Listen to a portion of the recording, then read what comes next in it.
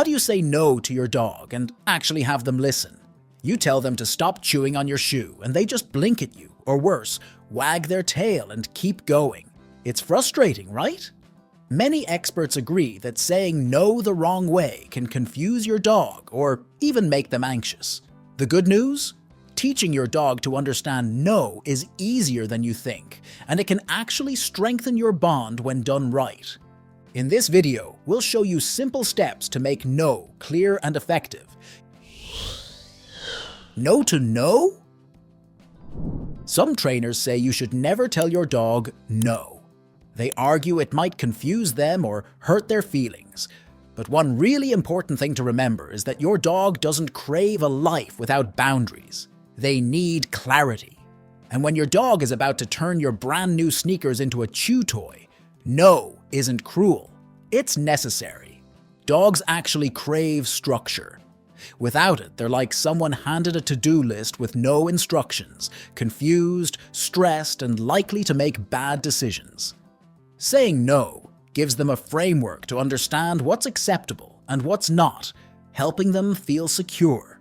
It's true that shouting no all day like an overworked alarm clock won't do much good. Overusing it can cause your dog to tune you out or become anxious. So how do you use it the right way? Say no, but the doggy way. Getting your dog to understand no isn't rocket science. It's actually pretty simple. If you stick to a few easy steps, they'll catch on in no time. So what's the secret? Step 1. Emotional sponges. Did you know that your dog soaks up your energy, whether it's good, bad, or I'm this close to losing it? So when you say no, the key is to stay calm and confident. No yelling, no dramatic outbursts. Just a steady tone that says, I see you chewing on my favorite slipper, and we're not doing that today. When your dog does something they shouldn't, like sneaking off with a sock, again, simply say no in a firm but friendly way. Your tone should stay the same every time so your dog learns to take you seriously, without thinking you're mad at them. The key thing to remember is that dogs want to understand us, and they're pretty quick learners. They just find us pretty confusing a lot of the time. Step 2. Game of tones. Dogs don't just listen to what you say, they're watching every move you make. They're like expert detectives, picking up on your posture, gestures, and even the tiniest eyebrow twitch. That's why your body language needs to match your words when you say no. When you say no, stand tall and confident. If your dog is up to no good, step into their space just a little. And the key here is just a little, don't do it in an aggressive, domineering way. This subtle move grabs their attention without overwhelming them. And here's the magic part. Keep your tone firm but friendly. Think of it as a no-nonsense teacher vibe, not a scary drill sergeant. Dogs are emotional sponges. Yes, we're bringing this up again. And they'll respond much better to calm authority than frantic yelling. For example, if your dog is sneaking toward the kitchen counter like a furry ninja, say no, stand tall, and gently step toward them. Step 3. No time like the present. Saying no is great, but if you don't follow it up with action, your dog's just going to think it's background noise, like the TV playing in another room. The real magic happens when you immediately back up your no with something that makes them stop what they're doing and rethink their life choices. Let's say your dog is busy turning your favorite shoe into a chew toy. You calmly say no because you're a pro at step 1 and step 2 now. And then what? You swoop in and gently take the shoe away, showing them that no means the fun stops here.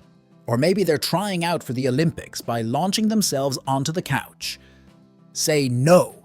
Guide them back down, and redirect their attention to something else, preferably something less destructive. Timing is everything. If you wait too long to act, your dog's brain has already moved on, and they're wondering why you're suddenly talking about something that happened 5 seconds ago. Dogs live in the moment, so the second you say no, step in and interrupt the behavior.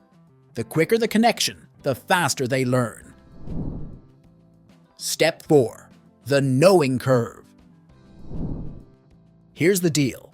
For no to work, it has to mean the same thing every single time. If no sometimes means stop chewing my shoe, but other times means sort of maybe don't do that, your dog's going to be as confused as we are when they bark at air. Consistency is everything. First off, make sure everyone in the household is on the same page. If you're calmly saying no with your teacher voice, but someone else is yelling no, like they just saw a ghost, your dog's going to think it's a free-for-all. Same tone, same timing, same follow-up. It's like teamwork for dog training, and your dog will love the clarity. Now, practice makes perfect. Start using no in low-stakes situations, like when your dog's sniffing at the trash can or trying to nibble a sock. Say no calmly, reinforce it with your body language, and redirect them to something better. This helps them associate no with stop now in a safe, controlled environment. Once they've got the hang of it, you can up the ante. If they're about to chase the neighbor's cat, no will already be a well-practiced cue. No confusion, no hesitation, just a dog who understands what you want. How your dog says no to you. Did you know that dogs have their own way of saying no to us? Let's say you're hugging your dog, thinking they're enjoying it, but they might actually be uncomfortable. Most dogs actually hate hugs. If they don't bark or pull away, how are you supposed to know? The truth is, dogs do let us know when they're not okay, but they use subtle signals that are easy to miss. So how do dogs say no to us? Let's break it down. Dogs are polite when it comes to saying no. They're not going to shove you off the couch or stage a dramatic protest. Instead, they use their body language to gently hint that something isn't working for them. Maybe they turn their head away when you're petting them or stiffen up during a cuddle. It's their way of saying, "I'm not feeling this right now," without making a fuss. Sometimes, the signals are even more subtle. Have you ever noticed your dog yawning or licking their lips out of nowhere? It's not because they're bored or hungry. It's a little stress signal that says, "This situation's making me uneasy." Or maybe they quietly get up and walk away when you're doing something they don't like. That's their version of, "I need a breather." The key is to pay attention. Let them have their space or change what you're doing.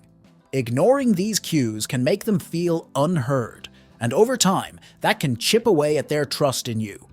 Speaking of trust, did you know that when your dog bites you, it's usually not aggression or dislike?